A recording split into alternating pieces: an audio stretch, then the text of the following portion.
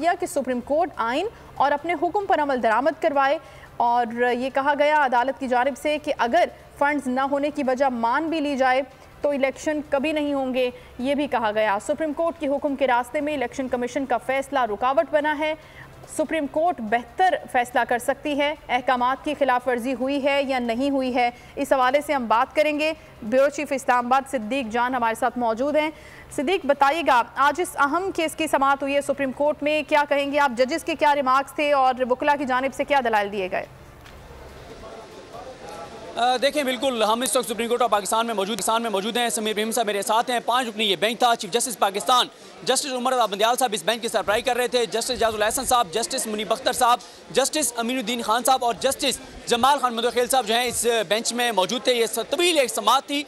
समीर इब्राहिम साहब से बात करते हैं। समीर साहब, बताइए, पूरी कौम की नज़रें इस वक्त सुप्रीम कोर्ट पर हैं और यही इंतजार था कि सुप्रीम कोर्ट इस मामले को कैसे लेती है, कब टेकअप करती है। क्या आज की समाअत के बाद आप इंपॉर्टेंट चीज़ें समझते हैं जो आज हुई हैं समाअत में?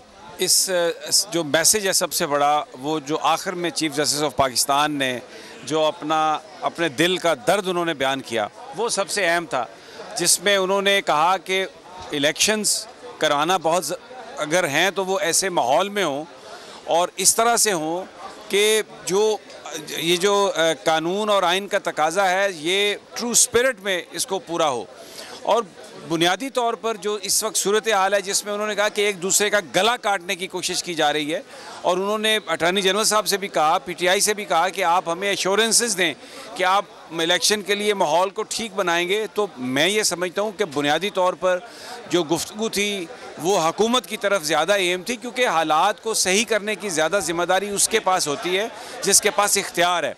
तो राना सनाउल्लाह का जो गुफ्तगू है जिसमें उन्होंने इमरान खान साहब के बारे में कहा कि या वो रहेंगे या हम रहेंगे, और फिर जिस तरीके से पकड़ धकड़ हो रही है, जिस तरीके से मीडिया पर क्रैकडाउन है, तो जो ताकतवर लोग हैं, ये मैसेज आज उमर रज़ा बंदियाल साहब चीफ जस्टिस ऑफ पाकिस्तान का उनकी तरफ था। और उन्होंने ये कहा कि आप हालात को, ये जो एक दूसरे की गर्दनें काटने की बात हो रही है, इसको आप ठीक करें। और 3-4 बड़े उन्होंने अहम नुकात उठाए हैं। एक तो उन्होंने ये कहा कि ये जो ज्यूरिसडिक्शन है इसकी इलेक्शन कमीशन की, कि क्या वो तारीख तय कर सकते हैं। और उसमें एजाजुल एहसन साहब के ये कमेंट कि ये आके यही आर्गूमेंट करते रहे कि हम तारीख नहीं दे सकते, और फिर उसके बाद, और जो सबसे अहम नुक्ता था कि ऑर्डर इम्प्लीमेंट हो गया सुप्रीम कोर्ट का, सदर साहब ने तारीख दे दी, इलेक्शन कमीशन ने शेड्यूल दे दिया, उसके बाद जो तब्दीली हुई वो किस अथॉरिटी के तहत हुई। और माजी में चीज़ें वैलिडेट होती रही हैं, एक्सोनरेट किसी को नहीं किया गया। आर्टिकल 254 की आप बात कर रहे हैं कि अगर आइन में किसी चीज़ के बारे में है कि ये इतनी मुद्दत में होनी है ये चीज़, और वो उस मुद्दत में नहीं होती और उसके बाद होती है, तो उसको वैलिडेट कर दिया जाता है कि क्योंकि ये चीज़ उस मुद्दत में होनी थी, नहीं हुई, तो आप इसको वैलिडेट कर रहे हैं। लेकिन इसकी थोड़ी सी और आप तशरीह कर रहे थे कि ऐसा नहीं है कि उस चीज़ को फिर आप ठीक करार दे देते हैं कि ये बिल्कुल ठीक थी, आइंदा भी ये हो सकता है। और 2 केसेस का हवाला हुआ। मोहतरमा बेनज़ीर भुट्टो की शहादत जब हुई, 40 दिन तकरीबन इंतखाब मुलतवी हुए। 1988 में भी उन्होंने कहा कि उस वक्त मुल्क एक ट्रांजिशन में था और एक यानी डेमोक्रेसी की तरफ आ रहा था, तो उसमें हालात जो थे उनकी वजह से कुछ तब्दीली हुई। लेकिन ये जो तब्दीली हुई है, ये इसको हमें उनको भी सबको जस्टिफाई करना पड़ेगा कि ये कैसे हुआ। और फिर एक बड़ा सवाल है कि इलेक्शन कमीशन ने जो कोर्स इख्तियार किया, क्या वो आइन और कानून के मुताबिक था? अगर उनको कोई प्रॉब्लम आ रही थी तो उसका तरीका क्या था कि उसको एड्रेस करने का?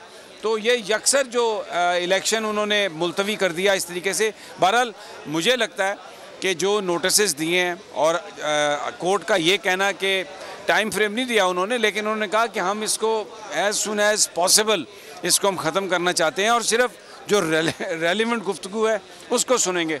मुझे लगता है सुप्रीम कोर्ट ऑफ पाकिस्तान ने लोगों की बात सुन ली है, और जो माहौल इस वक्त जिस तरह पॉलिटिकल वर्कर्स को पकड़ा जा रहा है, मारा जा रहा है, मीडिया पर क्रैकडाउन है, उसमें गवर्नमेंट से ये कहा है, ज़ाहिर है तहरीक इंसाफ के पास तो इख्तियार नहीं है, और जो ताकतवर हल्के हैं उनसे ये कहा है कि आप हालात को ठीक करें, कोर्ट सब कुछ देख रही है, ये जो कुछ चल रहा है इसको बेहतर बनाने की ज़रूरत है। तो very important note and very important comments by chief justice Umar Raza Bandial, Muneeb Akhtar साहब, और उसके बाद एजाजुल एहसन साहब। मुदखिल साहब ये कहते रहे कि अगर ये इम्प्लीमेंटेशन करानी है सुप्रीम कोर्ट की जजमेंट की तो आपको हाई कोर्ट में जाना चाहिए था, आइन का भी हवाला दिया। लेकिन अगर कोई रास्ते में रुकावट आ जाए और वो रुकावट हाई कोर्ट से अगर दूर ना कर सकती हो तो फिर आपको सुप्रीम कोर्ट में आना पड़ता है। तो इसलिए यहाँ पर डायरेक्ट आना, जो जजेस की जो कमेंट्स में जो राय थी वो ऐसा लग रहा था कि देवर फाइन विद दैट। अच्छा, एक और चीज़ समीर साहब, बात हुई जो निगरान हुकूमतें हैं उनके हवाले से बात हुई कि ये 90 दिन से आगे कैसे जा सकते हैं। और एक और चीज़, दो चीज़ों पे आप ज़रा बताइएगा।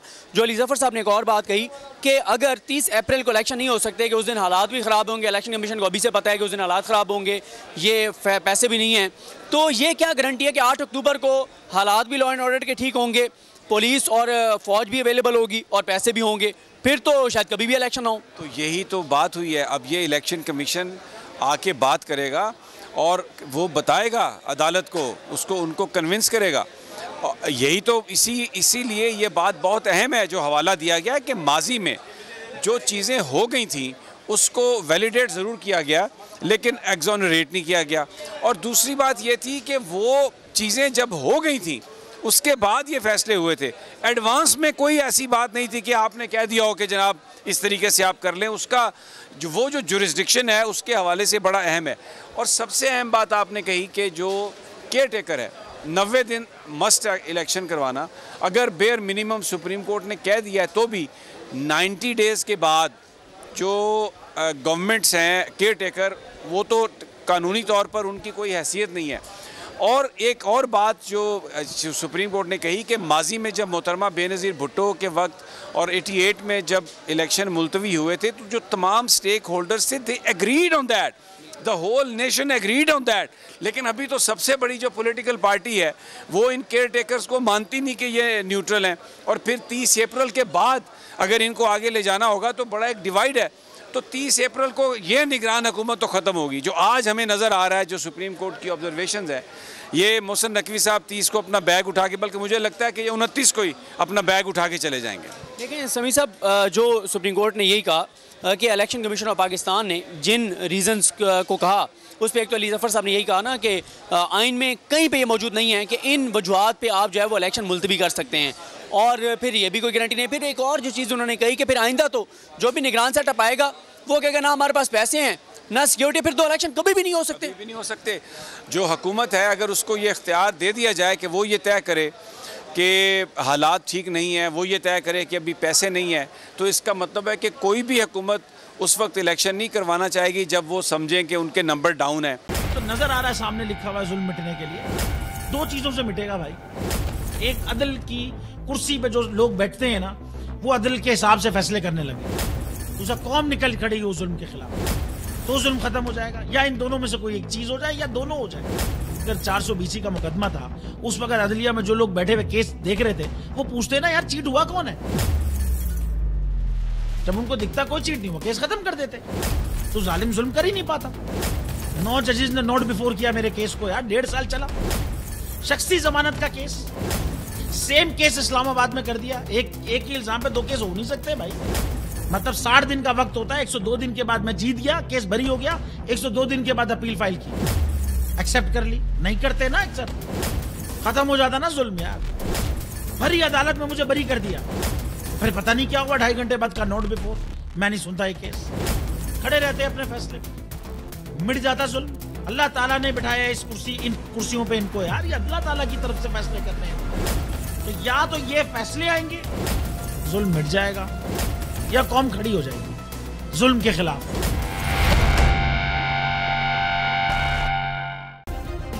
सब्सक्राइब करें और बेल दबाएं ताकि कोई खबर रह न जाए।